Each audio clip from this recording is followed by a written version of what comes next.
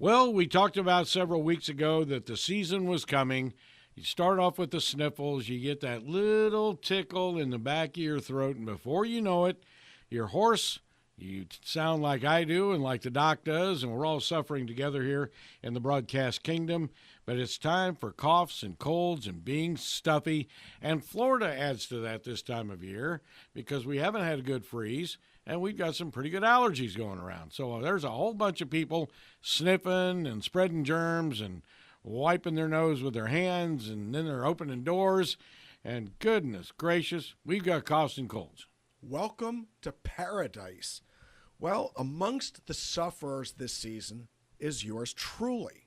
I've been coughing up all kinds of things. In fact, I think I coughed up a kid. This has been absolutely awful, and I would love to know which and who or whom I have to blame for this mess. But in any event, apologies for the frogginess in my throat. Trump has it too. In any event, the concern that I've got, the concern that you should have, the concern that we all have, is contagious disease, whether it's something as fatal as Ebola, something as interesting as West Nile or St. Louis encephalitis, or something as common as the cold or flu. But what they all have in common, is that they can kill you under the right circumstances. People can die of the common cold. They can die, and they do die routinely, of the flu and other upper respiratory tract infections. So take this message to heart. Take it seriously. Take it to lungs if you have to pick an organ system, but take it down. Well, what do you do? Okay, why do these things happen? In fact, a very intelligent person asked me a question last night, and the question went something like this: do we catch a cold from the weather, or is it something contagious? This was a person with an education. Okay, well, let's understand this. Okay, while it's true that you can get sick as a result of cool weather, it does, in fact, influence your immune system, which makes you more susceptible, makes it more likely that you will, in fact, come down with a cold, come down with an illness, come down with a recurrent tuberculosis, for that matter. Okay, but it's a virus that causes causes influenza and causes the cold. It causes a bunch of these respiratory tract infections. But the problem with these things is the immune system. What is it about the immune system that allows some people to get really, really sick and some people not to? And more importantly, what can you do to improve your odds? What can you do to recover or speed up the recovery act? And it works something like this. Your immune system is very, very susceptible. It is very sensitive, oddly enough, to mineral deficiencies. And this is something that people, doctors for the most part, ignore, or they're completely ignorant to this.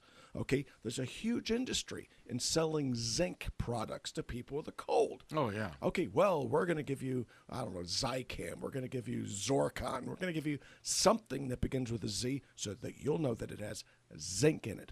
Well, what is it about zinc that makes your immune system work any better? And the answer is nothing. It's not a viricide. Zinc deficiency, magnesium deficiency, manganese deficiency allows the immune system to deteriorate. Your body needs these minerals as they're enzyme cofactors. So in order for them to manufacture antibodies, these things have to be present. And when you're deficient in them, the immune system will go to hell in a handbasket. Oop. Okay, so the question then begs itself: do you wait until you get sick before you treat it? And the answer is, of course not. Okay, fire extinguisher will work when the fire's there, but a whole lot better is not starting the fire to begin with. True. If you know that a candle's going to burn down your house, I don't care what kind of fire extinguisher you've got, throw out the candle. So what do? We moderate the immune system up front. So I advise people to take their chelated mineral complex, which needs to include zinc, selenium, zinc, manganese, magnesium, copper, vanadium, chromium, and whatnot, all in appropriate balance. What does this do? It keeps the immune system tuned. Is this going to prevent illness? Well, I don't think so. Otherwise, I wouldn't have gotten sick. But the fact of the matter is that it keeps it from happening more frequently. This is the first time I've been sick in a year or two. Okay, I don't remember what it feels like to be ill, but this one, I must have gotten a face full of something. Okay, so what else can we do to jack up, improve the immune system? Well, you can take echinacea, for God's sake. Echinacea is common. It's easily obtained. You take echinacea, golden seal, 2 to 3 times a day. What this will do is it permits the body to fight the infections more effectively. So you're coming down with a cold. What do? Gee, Dr. Klein, what should I do? I think I'm getting sick. Well, for starters, get away from me. The second thing you need to do is start yourself on the echinacea golden seal, which you ought to be keeping in your medicine chest. They still make them in older houses, but a medicine cabinet nevertheless. Okay, colostrum. A good dried colostrum contains immunoglobulins. This is like this is like getting a shot of gamma globulin back in the day. You're exposed to hepatitis, you got a slug of gamma globulin. Mm-hmm. Why don't we do that anymore? Well, because there's a small issue with hep C and AIDS. Otherwise, we'd still be doing a lot of that. But you can take gamma globulin orally as colostrum. Marvelous stuff. Licorice root. What does this do? Licorice root extract contains something called glyceric acid. It's an antiviral. Not this DGL stuff people bring in. Deglycerized licorice? You got to be kidding. A, it's more expensive, but what good is it getting licorice without the glyceric acid in it? Makes no sense. Marvelous antiviral. So these are 2 or 3 things that anybody with any sense can do. All right. Now, you see people, and I think Paul Harvey actually popularized it. He said, it's the cold and flu season. He said, I no longer shake hands. I bump a fist or I bump an elbow. It's still a nice tribute to the other person, showing respect and recognition. How many germs are we getting when we take somebody by the hand? All of them. You're getting everything. You're getting all of them. You might as well French kiss them. The long and short of it is that people cough into what? We teach our kids to cough into their elbows, okay, which is marvelous. Until they go to the bathroom and then they don't wash their hands. You got to love the little kids, right? Okay? Yeah, so you shake somebody's hand, okay? Every hand that touched, every handle, doorknob and whatnot is now part of your package. You go to scratch your eye, it's all over Irene. Okay? So this is a big issue. If you want to have fun without really appearing to be like too creepy, go to a restaurant and go to the bathroom. Hang out in there for just a short while or they will think you're creepy, and watch the number of people that leave without washing their hands. Oh, yeah. It's craziness. Okay, I was going to put up a sign in the bathroom in my office, and I say, all employees must wash their hands. And you too, because it's good hygiene. Slap those stickers up in the restaurants. It's sick. We're making making each other ill. But what about when you travel? You sit down in an airplane, okay? You're sitting down. Your head is coming in contact with God knows what. Are they really clean between bus trips? It's basically little more than a glorified bus trip, right? Oh, yeah. They're not cleaned, okay? So you're going to get every bug that the last kid sneezed into your headrest, okay? That's the way it goes. Travel, expect to get sick. I fully believe that's how I got this one. Really? Oh, yeah. This was Thanksgiving gift to me. One of the greatest things I saw was back when this is 3 or 4 years ago, everybody was so worried about germs on a cruise ship. And I traveled, for the one and only time I traveled Carnival.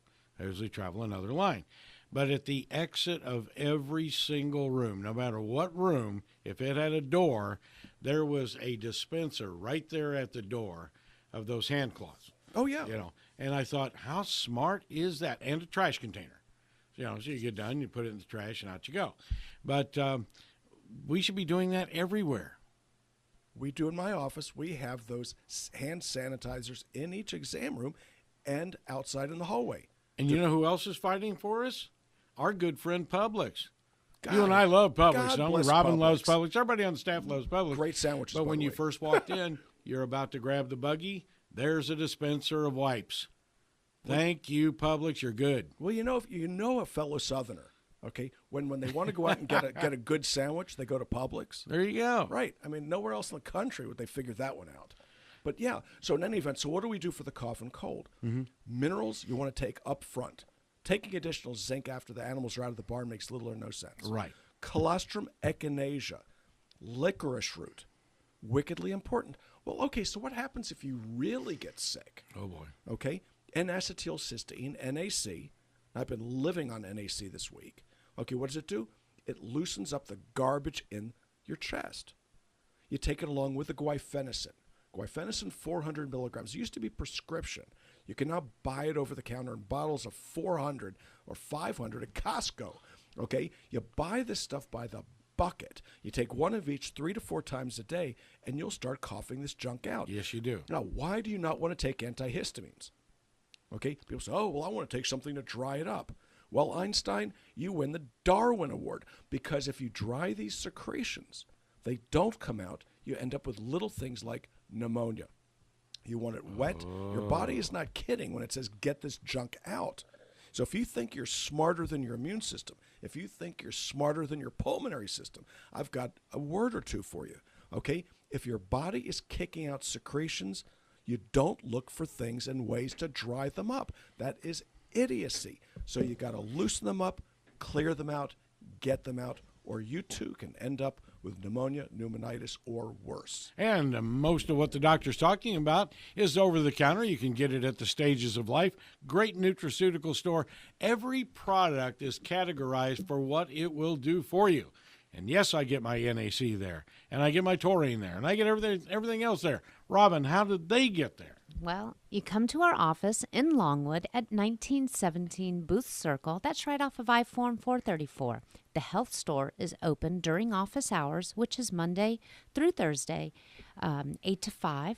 You can give us a call, 407-679-3337, or you can go on the web at stagesoflife.net. You can click on the vitamins and mineral tab. It'll take you right to our online store, and we will ship products to you.